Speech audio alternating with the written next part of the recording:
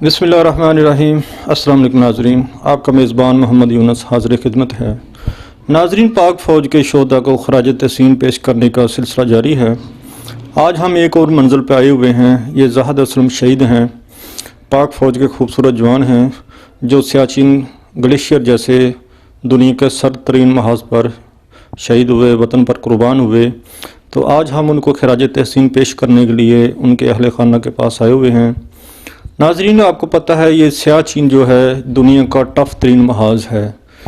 وہاں سب سے بڑا جو دشمن ہے وہ موسم ہے، وہاں سروائیو کرنا ہی سب سے بڑا چیلنج ہے، جہاں مائنس کبھی 20 کبھی 30 اور سردیوں میں تو 40 تک چلا جاتا ہے ڈگری سینٹی گریڈ۔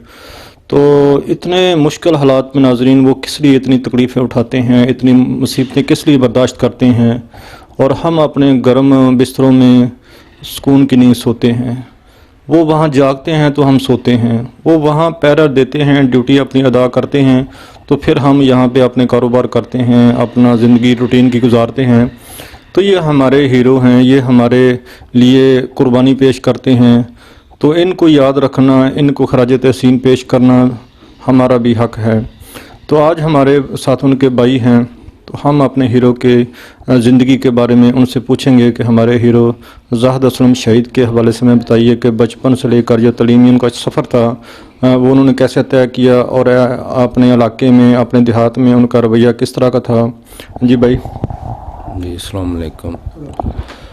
السلام علیکم۔ بسم اللہ الرحمن الرحیم۔ زاہد اسلم میرا چھوٹا بھائی تھا۔ میرا نام طارق محمود، والد محمد اسلم، ہم 4 بھائی تھے۔ زاہد مجھ سے چھوٹا خالد تھا اور اس سے چھوٹا زاہد تھا۔ زاہد ماشاءاللہ ہم سب میں سے تعلیم میں اچھا تھا۔ میٹرک اس نے کلیئر کیا کھڑیاوالا سے۔ اس کے بعد اس نے خود ہی آرمی میں جوائن کرنے کا تھا۔ اس کا ایک میرا ماموں بھی ہے، آرمی میں تھا، وہ بھی ریٹائر ہو گئے ہیں۔ اس کو دیکھ کر اس نے وہ آرمی جوائن کرنے کا اس کا تھا، ارادہ تھا، تو خود ہی وہ آرمی میں چلا گیا۔ 2011 میں وہ فیصل آباد سے ہی اس نے وہ بھرتی ہوا تھا، فیصل آباد سینٹر ایبٹ آباد میں۔ اس کے بعد وزیرستان اس کی ڈیوٹی تھی۔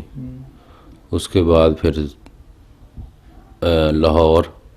لاہور سے وہ سیاچن گئے تھے 16۔ جی تو سیاچن میں کتنا عرصہ رہ چکے تھے وہ جب ان کو یہ شہید ہوئے، اللہ تعالیٰ نے شہادت کا بخشا؟ کتنا ڈیوٹی کر چکے تھے؟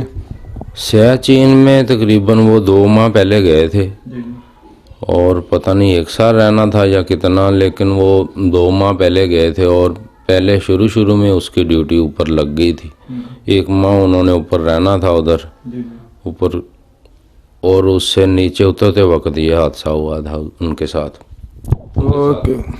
ان کے ساتھ 6-7 لوگ تھے جیسے ہمیں بتایا گیا، اور 1-2 زخمی تھے، لیکن وہ اللہ کا شکر ہے کہ بچ گئے تھے۔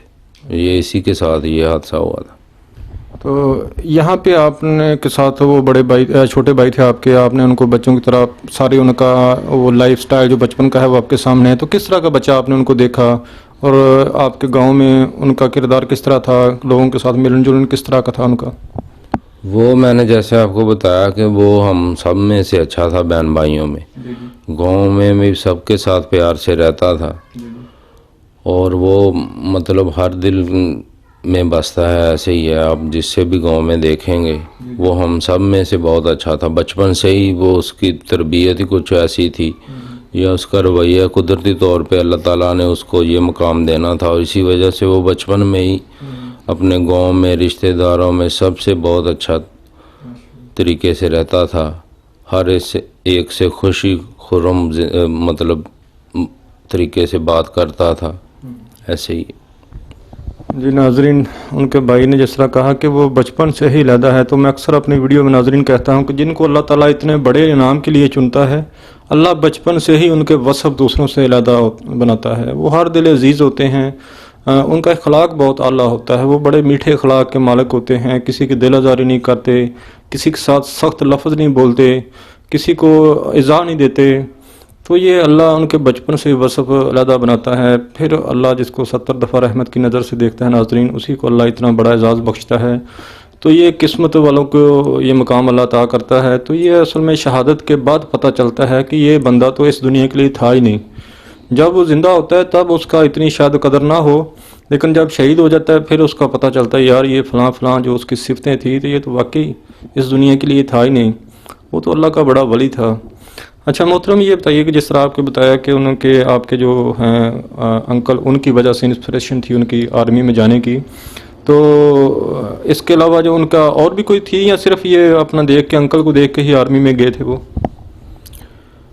نہیں، وہ جیسے میں نے بولا نا، ماموں کے ساتھ اس کا پیار بھی زیادہ تھا، تو اسی وجہ سے وہ ان کو دیکھ کر وہ گئے تھے۔ ہم نے تو کہا تھا کہ پڑھنے کا آگے، لیکن وہ خود ہی میٹرک کے بعد سے ایف اے کیا، اور ایف اے کے بعد وہ خود ہی چلے گئے۔ دو دوست تھے تو وہ دونوں، ایک تو نہیں ہو سکا تو وہ خود ہی ہو گئے۔ ہمیں تو اس وقت پتہ چلا تھا کہ جب وہ نا اس انٹرویو وغیرہ یا ٹرین پہ جانا تھا، اس وقت ہمیں تو پتہ چلا تھا۔ فیصل آباد وہ خود ہی، جیسے ہوتا ہے کہ ان کا مطلب ٹرین بھرتی فارم وغیرہ کا یا ڈیٹ وغیرہ جو دیتے ہیں، وہ خود ہی چلے گئے تھے۔ ہمیں بعد میں پتہ چلا تھا، تو پھر ہم نے کہا ٹھیک ہے۔ یعنی 2011 میں بھرتی ہوئے تو 2016 میں اللہ کے پاس وہ مہمان بن کر چلے گئے۔ 5 سال انہوں نے سروس کی۔ تو یہ 5 سال انہوں نے کس طرح گزارے، کہاں کہاں سروس کی؟ جیسے میں نے آپ کو پہلے بولا کہ ایبٹ آباد ان کی ٹریننگ تھی، اس کے بعد میرا خیال ہے کہ وہ 2-2.5 سال وزیرستان رہے ہیں۔ اس وقت جو دہشت گردی بھی آپ کو پتا ہے پیک پہ تھی، جی۔ اس کے بعد وہ سوڈان 1 سال رہے ہیں، جی۔ اس سے واپسی پہ لاہور تقریباً 1-2 ماہ رہے ہیں، اس کے بعد وزیرستان۔ ہاں، بس تھوڑی سی سروس میں کہہ لے کہ کافی انہوں نے جگہ دیکھ لی۔ 2-2.5 سال وہ وزیرستان جو رہے ہیں نا، ہمیں نہیں مطلب کبھی انہوں نے اس نے گھر آ کے بھی نہیں، کبھی بھی نہیں کہا کہ یار یہ اتنی سخت ہے ڈیوٹی، یا دہشت گردی ہے، یا کوئی پریشانی کا عالم ہے، کوئی شکایت نہیں تھی۔